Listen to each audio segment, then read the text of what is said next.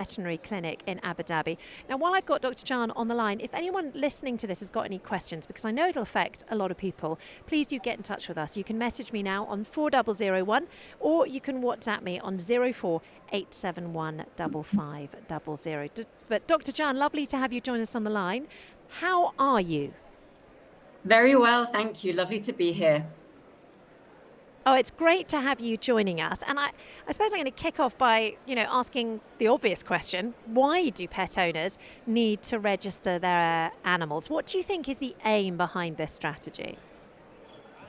It's such a great initiative, and obviously it's been in place, or something similar has been in place in Dubai for quite a while.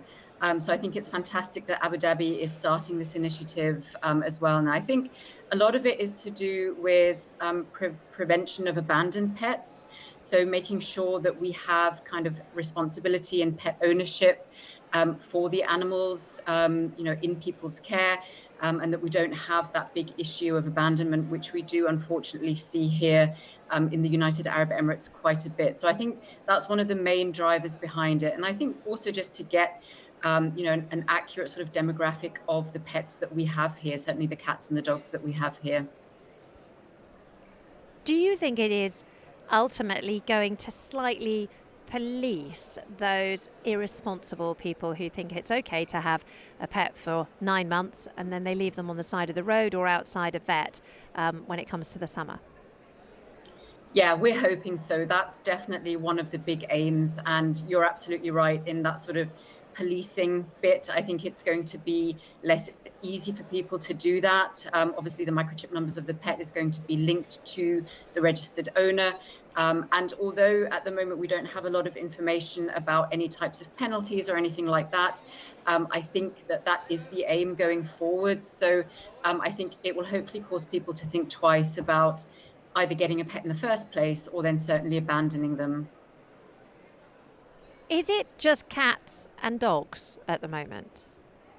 At the moment, yes, just cats and dogs. I think Yeah. there is a drive to extend that, but right now, yes, just cats and dogs. And how do people actually go about it? Is it one of those clever online systems?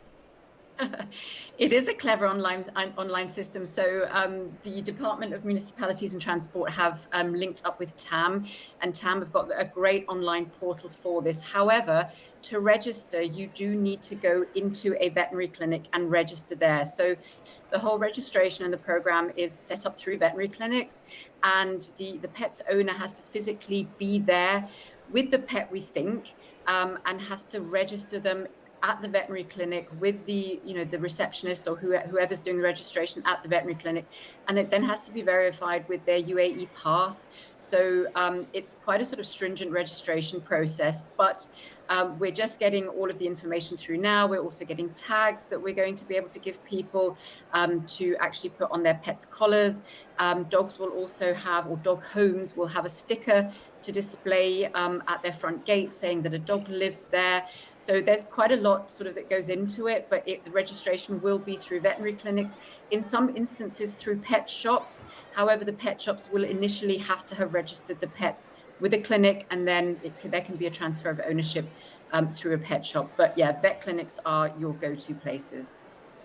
It sounds almost as complicated as the process I've been going through over the last week of trying to get my Emirates ID renewed. They're very strict about photographs at the moment. I've sent them about 4 different ones. You're not allowed to show teeth, apparently. So we're going to have to talk, if the pets have to have a photograph, then we're going to have to talk about that. But tell me, does it sound like there will be penalties if people don't get on with this? You've got a year to do it, but if you don't do it, do you think people will get into trouble? I think so. Again, we don't know the ins and outs of it yet, and I don't think it's going to be something that's immediately implemented, because people absolutely will have this 1-year grace period. But I think the idea is that there will be penalties, because I think that's kind of the whole point, is to make it something that's enforceable and that people really think twice about. What do you think about this element in the news story that said, there's been an official press release put out?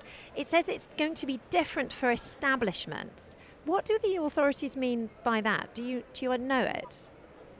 I'm not entirely sure, and there are still some grey areas, I think, as the program launches and as it starts to kind of work itself out. I'm not entirely sure at the moment. It is my understanding that all households, no matter how many pets they have, need to register all of those pets. And as you say, I'm not entirely sure what would fall under an establishment. It could be that it's an establishment that perhaps has a colony of stray cats, for example, that they're taking care of and feeding. That's something that I could imagine that might mean, but I don't have 100% clarity on that information.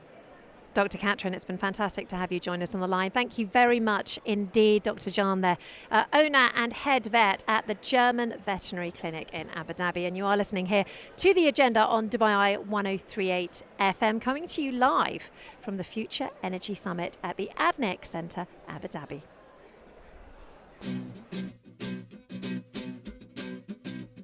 Well, I guess it would be nice if I could touch your body.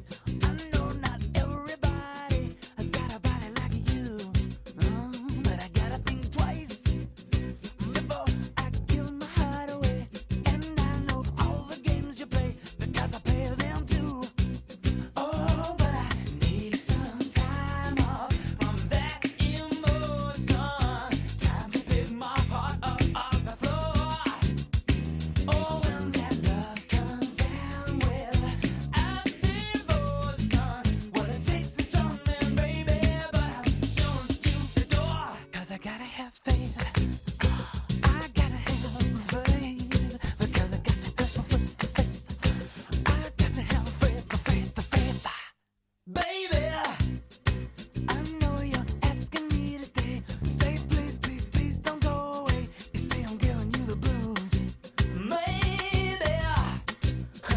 you mean every word you say. I can't help but think of yesterday and another who tied me down to lovable rules. Before this river, here comes an ocean. Before you throw my heart back on the floor. Oh, baby, I reconsider my foolish notion. Well, I need someone to hold me, but I wait for something more. Yes, I gotta have faith. I gotta have faith. Because I gotta have faith. I gotta have faith.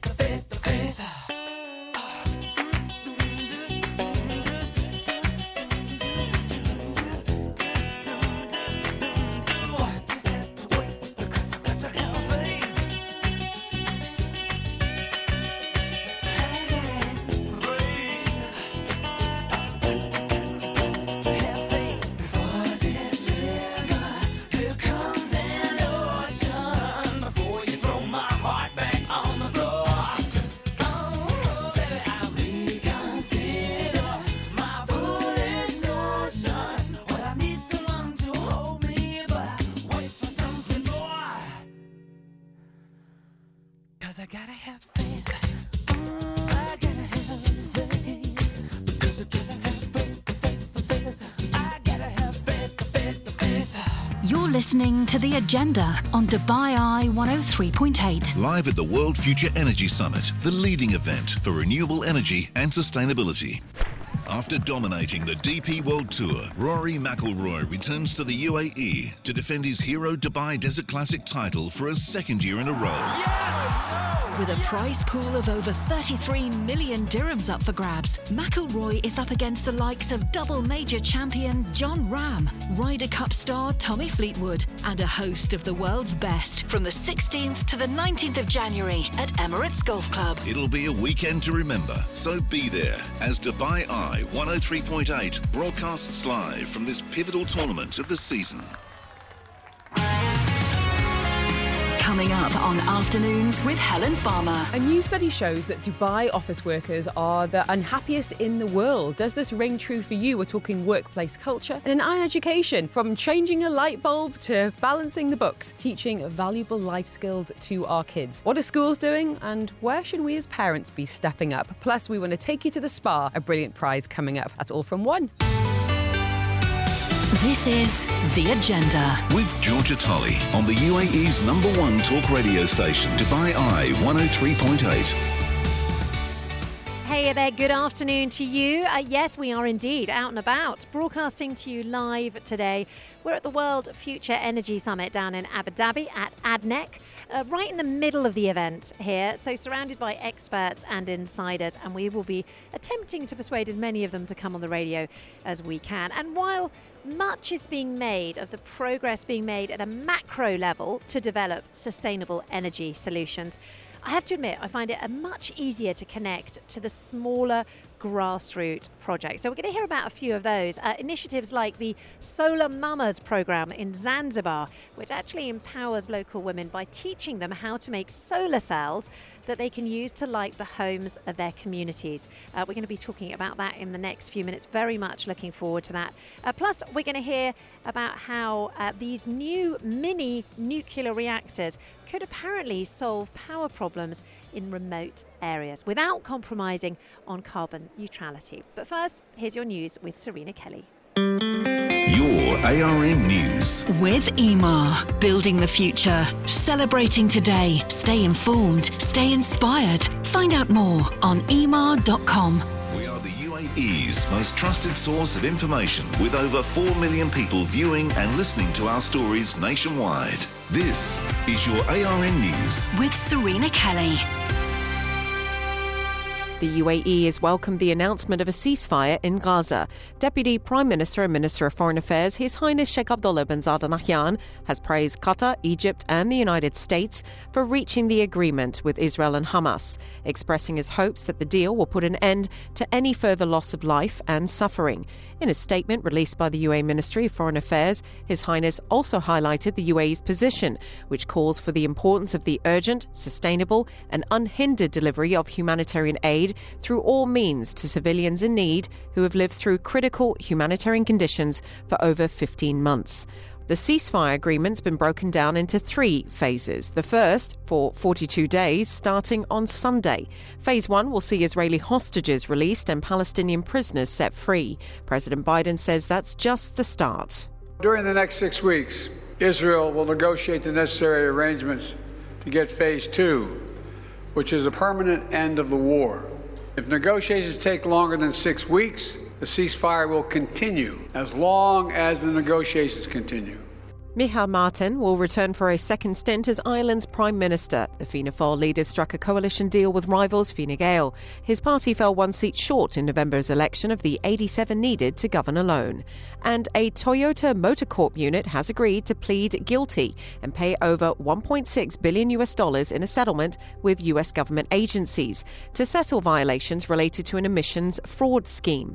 Hino Motors pleaded guilty over excess diesel engine emissions, charged with fraud for unlawfully selling 105,000 heavy-duty diesel engines in the United States from 2010 through 2022 that did not meet emission standards. For more on these stories, download the ARN News Centre app.